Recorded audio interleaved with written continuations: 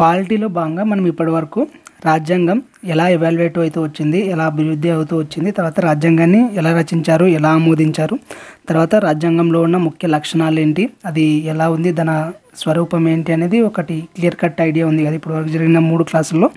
ఈ క్లాస్లో మనం రాజ్యాంగ ప్రవేశిక గురించి తెలుసుకుందాం. అసలు ప్రవేశిక అంటే ఏంటి? ప్రవేశిక అంటే ఇది వచ్చేసి మనకి రాజ్యాంగ రచనలో చెప్పినప్పుడు నెహ్రూ గారు డిసెంబర్ 13న రాజ్యాంగ సభలోన ఒకటి ఆశయాల తీర్మానం అనే పేరుతో ఒకటి ప్రవేశపెట్టారు. ఆశయాల తీర్మానంలో ఏముంటుందంటే అసలు మనం రాజ్యాంగం దేనికోసం రచిస్తున్నాం, ఎవరి కోసం రచిస్తున్నాం, ఎలా ఉండాలని రాస్తున్నాం, ఈ 3 పాయింట్స్ బేస్ చేసుకొని దానికి ఒక ఇండెక్స్ లాగా రచించబోయే రాజ్యాంగానికి ఒక దిక్సూచి లాగా దాన్ని ఏర్పాటు చేసుకున్నారన్నమాట. దాన్నే ఆశయాల తీర్మానం అంటారు.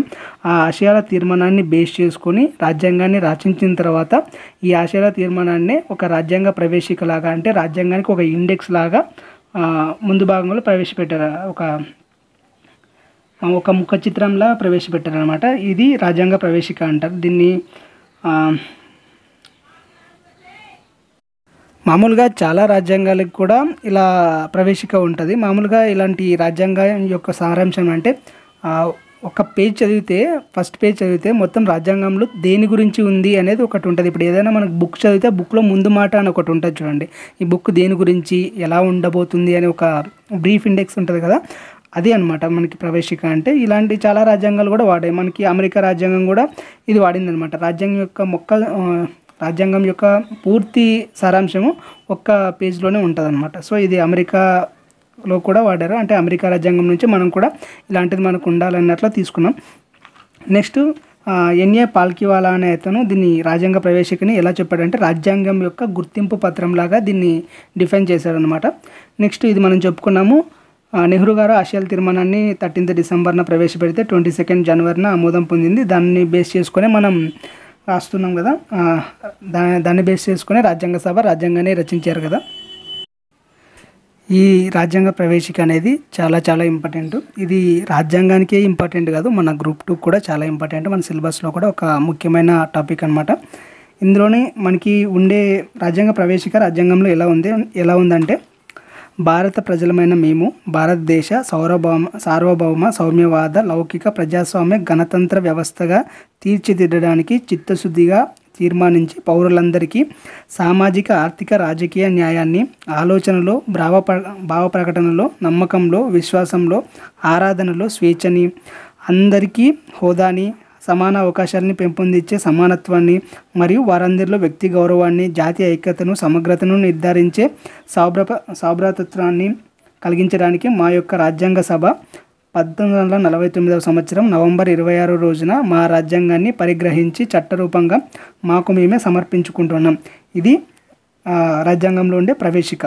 సో దీన్ని బేస్ చేసుకొని మనకి క్వశ్చన్స్ వస్తాయి అండ్ దీని మీదే క్వశ్చన్స్ వస్తాయి. దీని మీద అంటే ఇలా కూడా అడిగారు క్వశ్చన్స్. ఇప్పుడు సార్వభౌమ సౌమ్యవాద లౌకిక ప్రజాస్వామ్య గణతంత్ర అనే వర్డ్స్ ఇచ్చి ఇవి ప్రవేశికలోన ఏ ఆర్డర్లోన ఉన్నాయి రాయండి అని కూడా ఇస్తారనమాట. సో ఈ ఆర్డర్ కూడా గుర్తుపెట్టుకోవాలి. తర్వాత ఈ ప్రవేశిక అనేది రాజ్యాంగం యొక్క మౌలిక స్వరూపాన్ని తెలియజేస్తుంది కదా. సో ఈ రాజ్యాంగాన్ని బేస్ చేసుకొని కొన్ని కేసులు ఉంటాయి మనకి. తర్వాత రాజ్యాంగ మౌలిక స్వరూపం అనేది ఒక టాపిక్ ఉండదు. ఆ టాపిక్లోన సుప్రీంకోర్టు వర్సెస్ పార్లమెంట్ అనే డిబేట్లోన మనకి రాజ్యాంగ ప్రవేశిక అనేది కీలక పాత్ర వహిస్తుంది. ఎలా అంటే ఇప్పుడు లాస్ట్ క్లాస్లో చెప్పుకున్నాం, పార్లమెంట్కి రాజ్యాంగాన్ని సవరించే హక్కు ఉంది.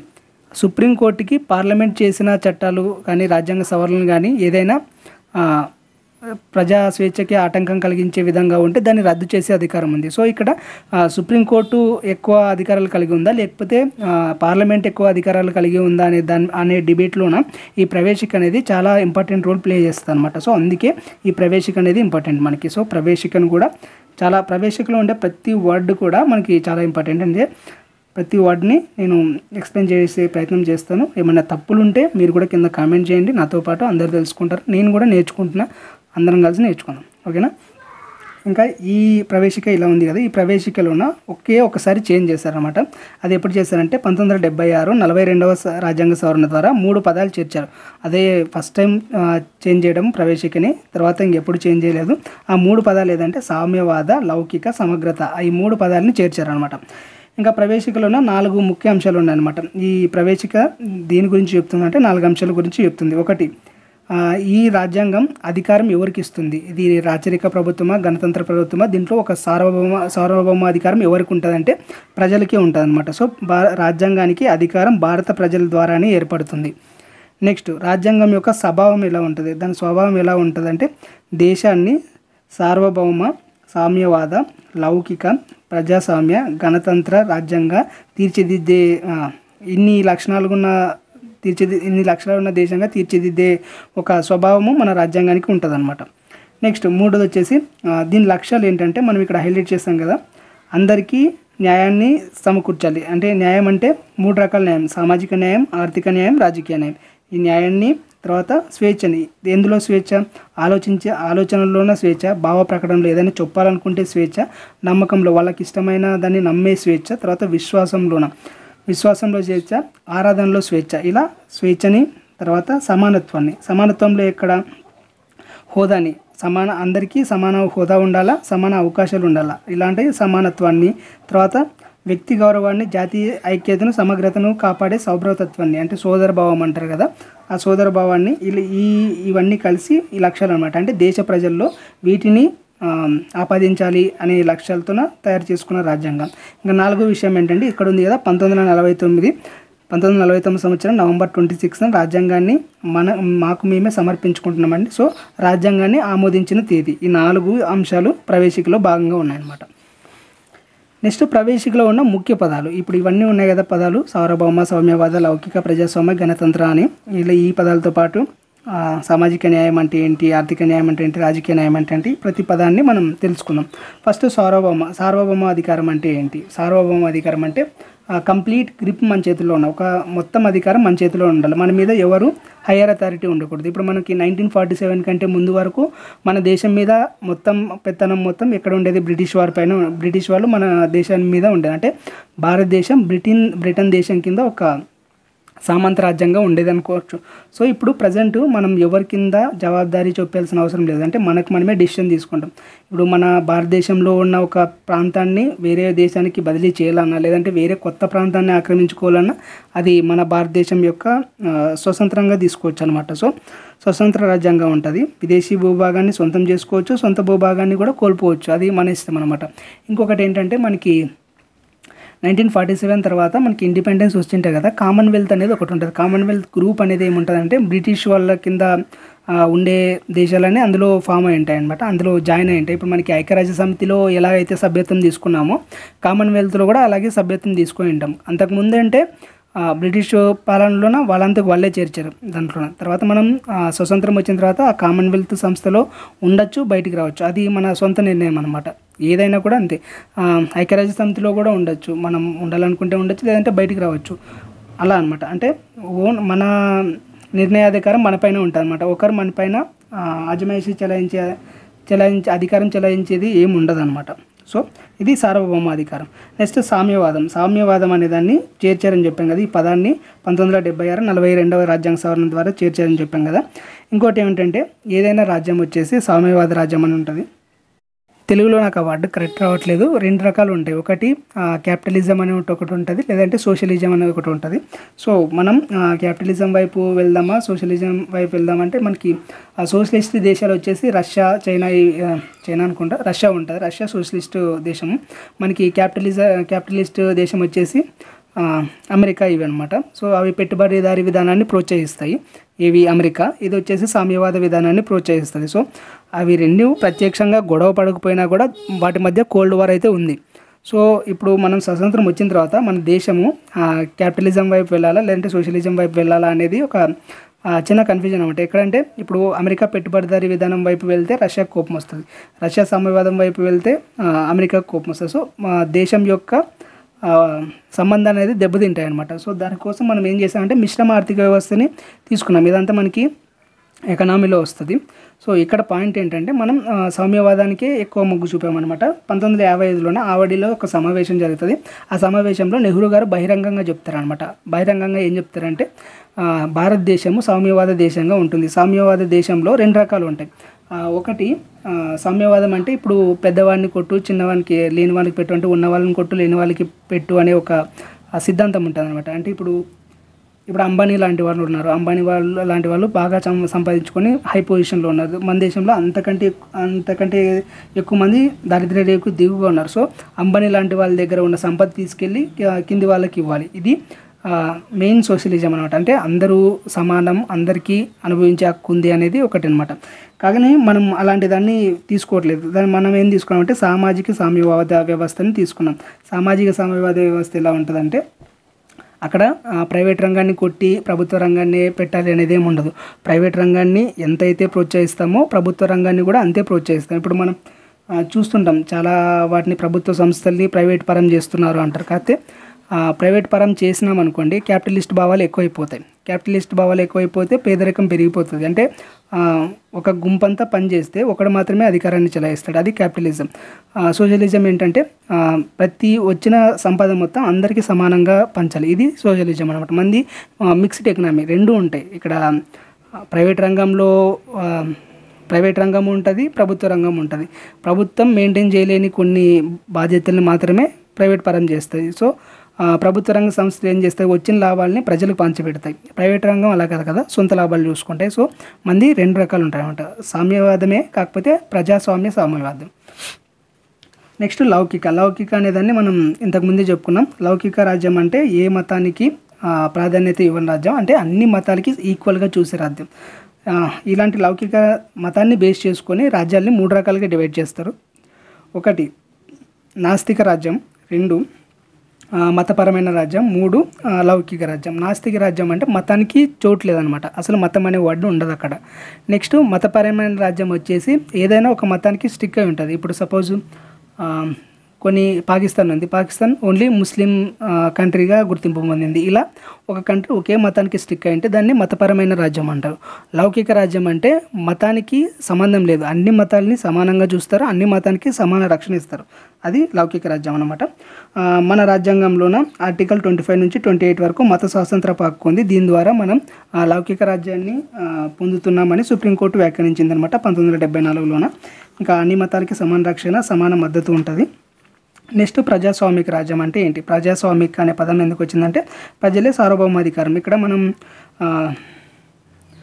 ప్రజలకి అధికారం ఉంటుంది. సో ప్రజలు ఏం చేస్తారు, అధికారుల్ని ఎన్నుకునే అధికారం వచ్చేసి ప్రజలకే ఉంటుంది. ఎవరైనా పరిపాలించని, అది ప్రత్యక్షంగా అయినా పరోక్షంగా అయినా ప్రజలు అందులోన ఒక అధికారిని ఎన్నుకోవాలంటే ప్రజలే భాగస్వామ్యం అవుతారు అనమాట.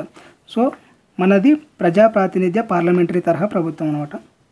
ఈ ప్రజాస్వామ్యంలో కూడా 2 రకాలు ఉంటాయి. ఒకటి ప్రత్యక్ష ప్రజాస్వామ్యం, పరోక్ష ప్రజాస్వామ్యం ఉంటాయి. ప్రత్యక్ష ప్రజాస్వామ్యం ఎలా ఉంటుందంటే ఇప్పుడు స్విట్జర్లాండ్ దేశం ఉంది.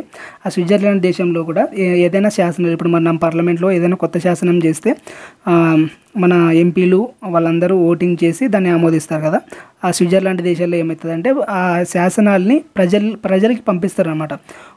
ప్రజల చేతే ఆమోదం పొందే శాసనాలు ఉంటాయి కదా, అలాంటి రాజ్యాలని మనం ప్రత్యక్ష ప్రజాస్వామ్య రాజ్యాలు అంటారు. ఇప్పుడు ఏదైనా శాసనాల్ని పార్లమెంట్ తయారు చేయాలంటే ప్రజాభిప్రాయ సేకరణ అనే ఒక పద్ధతి ద్వారా ప్రజల నుంచి అభిప్రాయాలను సేకరించి ఆ శాసనం వాళ్ళకి సరిపోతుందా లేదా అనేది తెలుసుకొని అప్పుడు దాన్ని ఆమోదిస్తారు అనమాట. అలాంటి రాజ్యాలని ప్రత్యక్ష ప్రజాస్వామ్య రాజ్యం అంటారు.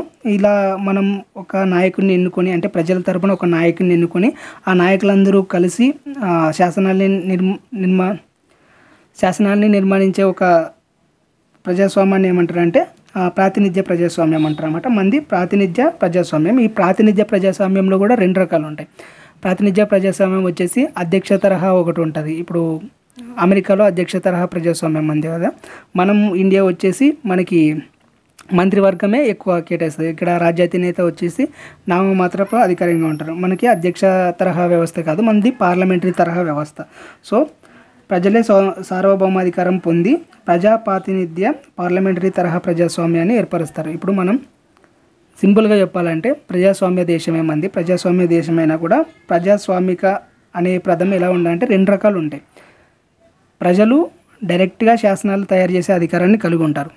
అది స్విట్జర్లాండ్ లాంటి దేశాల్లో ఉంటుంది. 2 ప్రజల చేత ఎన్నుకున్న వ్యక్తులు అధికారం చెలాయించి శాసనాలు చేసే అధికారం ఉంటుంది. అది మనలాంటిది. ఇది మనం ప్రాతినిధ్యం అనమాట. జస్ట్ ప్రజలు ప్రాతినిధ్యం వహిస్తారు, అధికారం మొత్తం ప్రజలు ఎన్నుకున్న అధికారులతో ఉంటారు, ప్రజలు ఎన్నుకున్న నాయకుల మధ్యన ఉంటాయి అనమాట.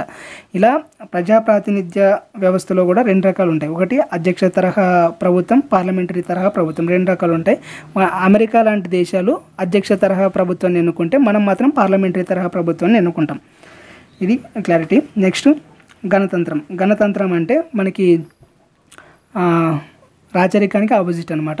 ఇప్పుడు ఎవరైనా రాజు ఉంటారు అనుకోండి, రాష్ట్రపతి మన దేశానికి రాష్ట్రపతి ఒకరు ఉంటే నెక్స్ట్ రాష్ట్రపతి ఆయన కొడుకు, తర్వాత ఆయన మనవడు, తర్వాత ఆయన మునిమనవుడు, ఇలా వస్తే దీన్ని రాజరికం అంటారు. అలా కాకుండా ప్రజల చేత పరోక్షంగా కానీ ప్రత్యక్షంగా కానీ ఎన్నుకుంటే దాన్ని గణతంత్ర రాజ్యం అంటారు అన్నమాట.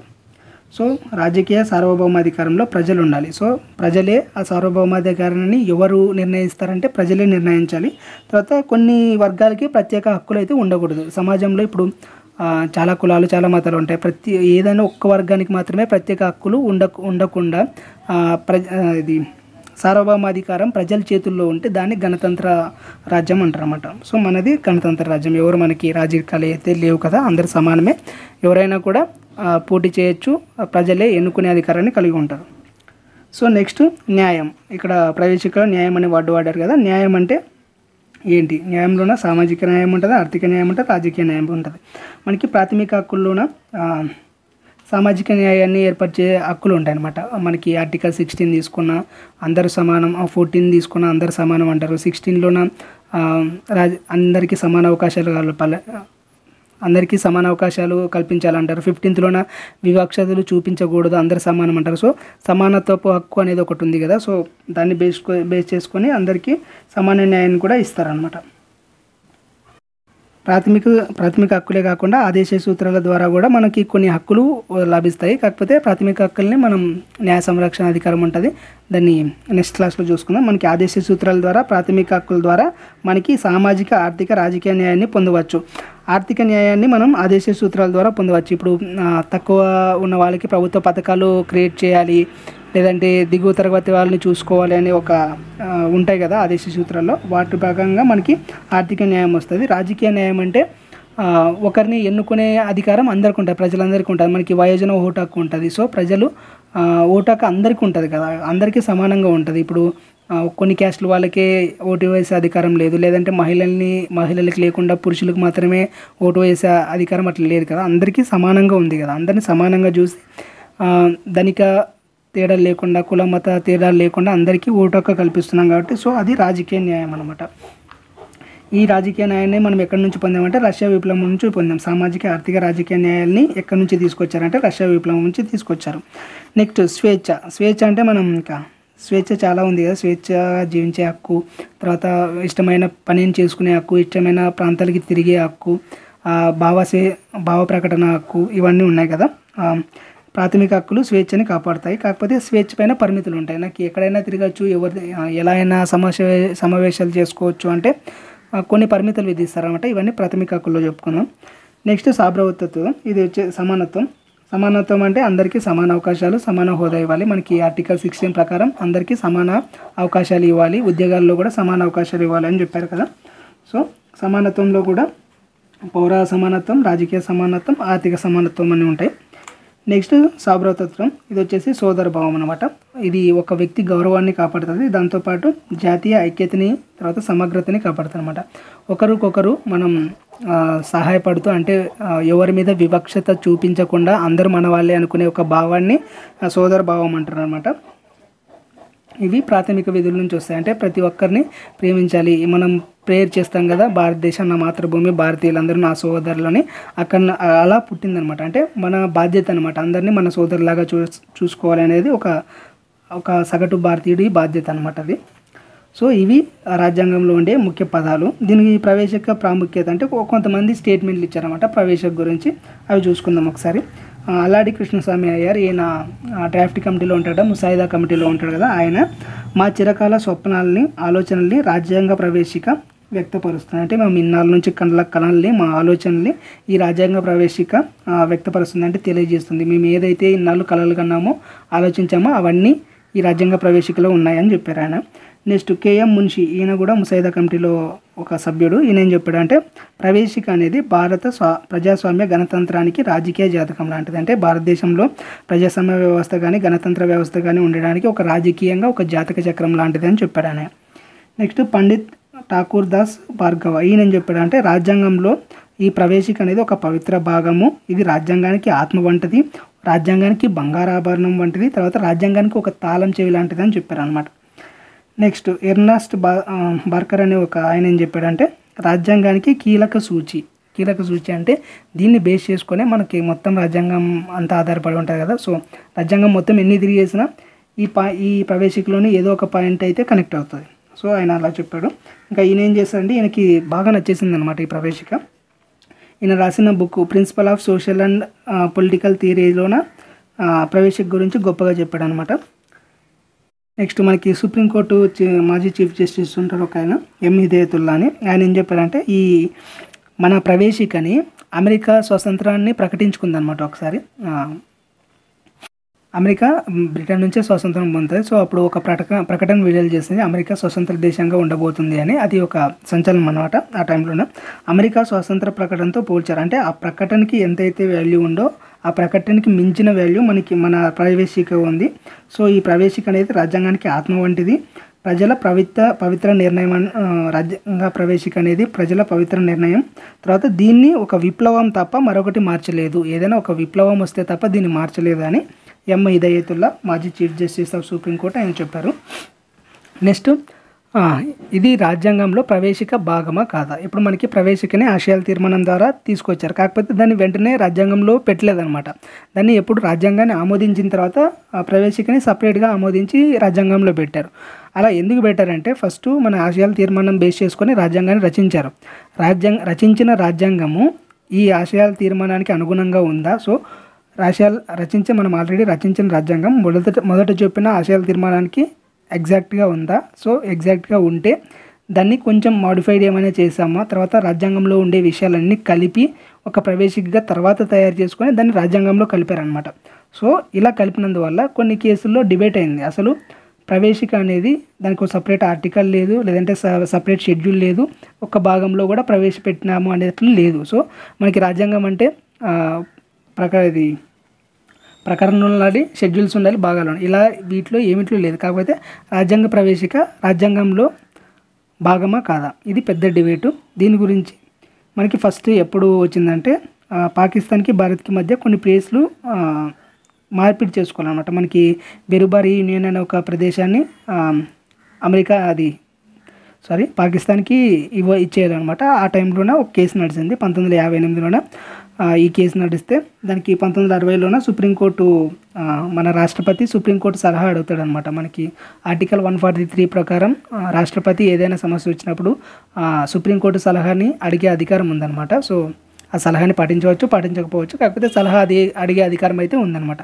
సో అలా రాష్ట్రపతి సుప్రీంకోర్టుని సలహా అడిగితే ఏం చెప్పిందంటే రాజ్యాంగంలో ఏదైనా ప్రకరణలో అస్పష్టత వచ్చినప్పుడు, అంటే ఏదైనా ఒక ప్రకరణ కొంచెం కన్ఫ్యూజింగ్గా ఉన్నప్పుడు అది దేన్ని బేస్ చేసుకొని రాశారు, లేదంటే ఒక ప్రకరణకి ఒక ఆర్టికల్కి 2 రకాల అర్థాలు వచ్చినప్పుడు ఏ అర్థాన్ని తీసుకోవాలని మనం కన్ఫ్యూజన్ స్టేట్లో ఉన్నప్పుడు ఈ ప్రవేశికని ఒక సూచిలా, ఒక దిక్సూచిలాగా వాడాలి తప్ప ఇది రాజ్యాంగంలో అంతర్భాగం కాదు అని చెప్పారనమాట.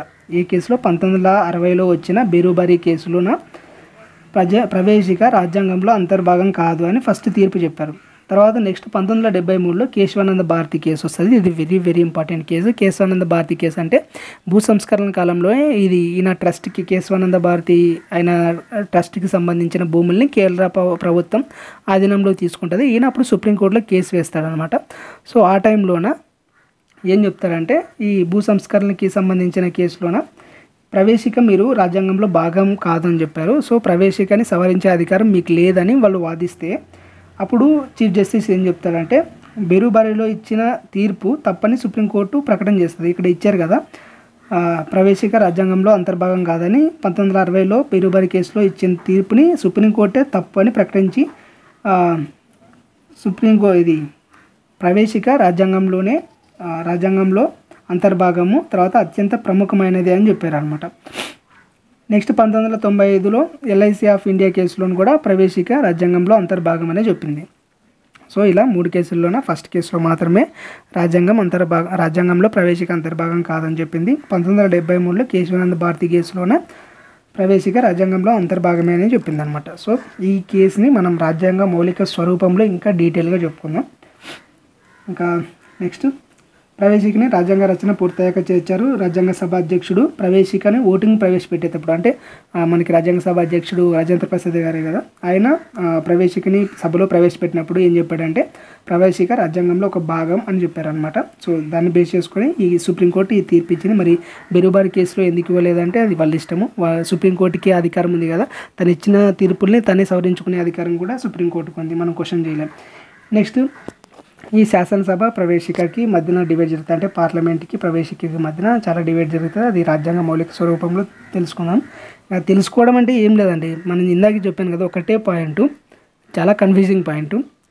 రాజ్యాంగాన్ని సవరించే అధికారం పార్లమెంట్కి ఉంది. పార్లమెంట్ చేసే చట్టాలను కానీ సవరణలు కానీ అది ప్రజాహితంగా లేకపోతే దాన్ని రద్దు చేసే అధికారం సుప్రీంకోర్టుకి ఉంది. సో ఆ సుప్రీంకోర్టు ఏమంటుందంటే ఈ ప్రవేశిక యొక్క మౌలిక స్వరూపం అనేది ఏదైతే ఉందో దాన్ని మార్చే అధికారం పార్లమెంట్కి లేదు అని తీర్పిచ్చేసింది అనమాట. ఇక్కడ కేశవానంద భారతి కేసులోనే ఇచ్చింది. రాజ్యాంగంలోని ప్రవేశిక యొక్క మౌలిక స్వరూపాన్ని ఎటువంటి రాజ్యాంగ సవరణ కూడా చేంజ్ చేయకూడదు అని ఒక గట్టి తీర్పిచ్చేసింది. సో మనకు అక్కడి నుంచే ఈ ప్రవేశిక అనేది చాలా ఇంపార్టెన్స్ సంతరించుకుందనమాట. సో ఏదైనా రాజ్యాంగ సవరణ ఎప్పుడు చేసినా ప్రవేశిక యొక్క మౌలిక స్వరూపం అయితే ఏదైతే ఉందో దాన్ని అధిగమించరాదు, దాన్ని మార్చకూడదు. సో దాంట్లో ప్రవేశికలో ఉన్న మౌలిక స్వరూపాన్ని చేంజ్ చేసే అధికారం పార్లమెంట్కి కూడా లేదు అని సుప్రీంకోర్టు తీర్పిచ్చేసింది అనమాట. సో ఇది మనకి ప్రవేశిక గురించి డీటెయిల్ ఇన్ఫర్మేషన్. ఏదైనా మిస్ అయింటే కామెంట్స్లో చెప్పండి, నేను కూడా తెలుసుకుంటా. ఏమైనా తప్పు చెప్పినా కూడా చెప్పండి, నేను కరెక్ట్ చేసుకుంటా. ఓకేనా. ఇంకా ఇది ఒక్కటి ఉంది కదా, ప్రవేశికని ఇప్పటి వరకు 1976, 42వ రాజ్యాంగ సవరణ ద్వారా ఒకసారి సవరించారు. దాంట్లో సామ్యవాద, లౌకిక, సమగ్రత అనే పదాలు చేర్చారు. ఇదనమాట ప్రవేశిక గురించి.